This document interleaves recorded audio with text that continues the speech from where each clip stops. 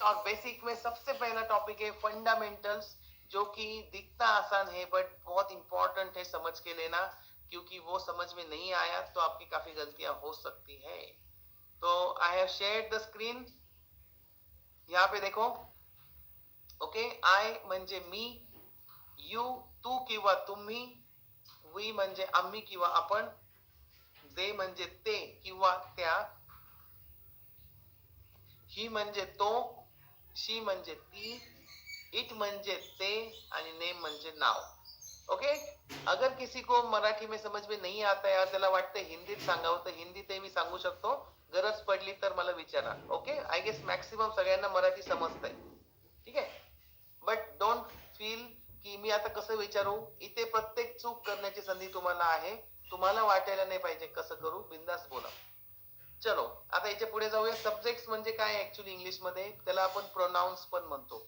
Okay, तर सर्वनाम म्हणतो त्याला मराठीमध्ये। तर त्याला अजून सोप्या भाषेत कर्ता म्हणतो आपण, डुअर।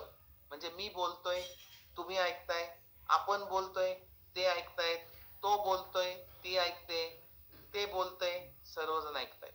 तर हेच आपल्याला पुढे आपल्याला वेगवेगळ्या फॉर्म मध्ये बघायचंय। चलो आता इथे आपण बघा त्याचा एक्झॅक्टली यूज घेतलाय।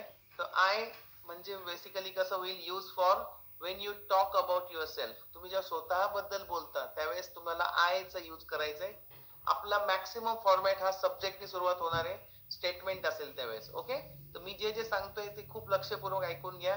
तुम्हाला वाटलं नोट्स म्हणून तुम्हाला बुक मध्ये काही लिहायचंय, so you can write down also, no problem, but समजून घ्या आणि मगच लिहा। खूप महत्वाचे पण खूप इम्पॉर्टंट पॉइंट्स आपण कव्हर करत असतो। फक्त स्पोकन इंग्लिश मध्ये जेवढं गरजेचं आहे तेवढंच आपण घेणार आहे, त्यामुळे 2 महिन्यात आपल्याला पूर्ण करायचंय। फक्त तुम्ही माझी साथ द्या, काही डाऊट असेल तर तिथेच विचारा। वी म्हणजे आपण, Wien you talk about your self and others. Okay, म्हणजे मी स्वतःबद्दल आणि सगळ्यांबद्दल पण बोलत असेल त्यावेळेस वी वापरणार। त्यानंतर you when you talk to someone, तुम्ही दुसऱ्या कोणाशी तरी बोलता त्यावेळेस तुम्ही यूचा यूज करू शकता। He for a boy or a man, she for a girl or a woman, it for animals, things or unknown gender। मग जिथे आपल्याला आयडेंटिफिकेशन नसतं मेल आहे की फिमेल आहे तिथे आपण इट वापरतो। Got it? त्यानंतर त्यामध्ये वस्तू पण येतात, त्यामध्ये गोष्टी पण येतात, त्याचबरोबर ॲनिमल्स म्हणजे प्राणी आहेत, पक्षी पण आहेत, झाडं आहेत, अशा वेगवेगळ्या गोष्टींसाठी सॉफ्टवेअर आहे, या सगळ्यांसाठी आपल्याला इट वापरता येतं। ठीक आहे, ते म्हणजे काय, for more than one person or thing, एकापेक्षा जास्त असेल तर। आणि नेम म्हणजे एनी नेम, जे काही नाव असेल ते। Okay, use instead of a pronoun when talking about a person by name. प्रोनाउनच्या ऐवजी नाम वापरलं ते नाउन होईल। चलो आता ऍक्च्युअली याच्या डिटेल्स मध्ये आपल्याला पाहिजे की सब्जेक्ट विथ पर्सन्स। आता आपण आतापर्यंत सब्जेक्ट पाहिले, I, we, you, they, he, she, it, name, हे 8 सब्जेक्ट आहेत। पण याच्यामध्ये पर्सन म्हणजे काय, की फर्स्ट पर्सन कोण आहे, सेकंड कोण आहे, थर्ड कोण आहे, त्याचबरोबर सिंग्युलर कोण आहे, प्लुरल कोण आहे। सिंग्युलर म्हणजे एक वचन, प्लुरल म्हणजे अनेक वचन। मग हेही आपल्याला सायन्स माहिती पाहिजे बोलताना, तर आपले वाक्य परफेक्ट आणि लोकांना कळतील ह्याप्रमाणे होते। नाही तर तुम्ही बोलता भरपूर काही, परंतु लोकांना निम्मच कळतं आणि आपल्याला वाटतं लोकांना इंग्लिश समजत नाही। बरोबर आहे की नाही? लोकांना समजतं, परंतु योग्य पद्धतीने मांडलं तर। आणि इंग्लिश ही ग्लोबलाइज लँग्वेज आहे, त्यामुळे आपल्याला जशी इंटरनॅशनल लेवलला बोलली जाते तशी शिकावी लागेल। आणि त्याच्यासाठी आपल्याला बारीक बारीक गोष्टी, महत्वाचे फंडामेंटल समजून घेऊन मग प्रॅक्टिस करायची।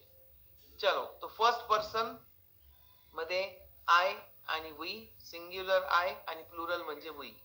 ओके, सेकंड पर्सन मध्ये यू आणि यू, म्हणजे यू म्हणजे सिंग्युलर तू आणि प्लुरल मध्ये तुम्ही। ओके, थर्ड पर्सन मध्ये कोण कोण येतं, ही, शी, इट, नेम, तो किंवा ती किंवा ते किंवा नाव, सिंग्युलर आहेत आणि थर्ड पर्सन आहेत। ओके, आता प्लुरल मध्ये येईल फक्त ते, म्हणजे ते सगळे। आणि लक्षात, सब्जेक्ट विथ पर्सन्स। ओके, आता आपण जाऊया ऍक्च्युअली प्रत्येक एक्झाम्पल आपण पाहणार आहे प्रत्येक सब्जेक्टचा। म्हणजे जे आपण आतापर्यंत पाहिले सब्जेक्ट आणि प्लस त्याचे डिटेल्स, प्लुरल आहे की सिंग्युलर आहे, दिवस एक 2-4 दिवस, आणि त्याच्या पुढे आपल्याला ऍक्च्युअली जर अजून डिटेल मध्ये काय वाक्य बनवता येतील, त्याच्यासाठी काय इन्ग्रेडियंट्स, इनपुट्स। हॅलो, हाय, नमस्कार. Good morning, good afternoon, good evening. Example तुम्हाला प्रत्येक सब्जेक्टचे लिहायचे आहेत. Any 5 example.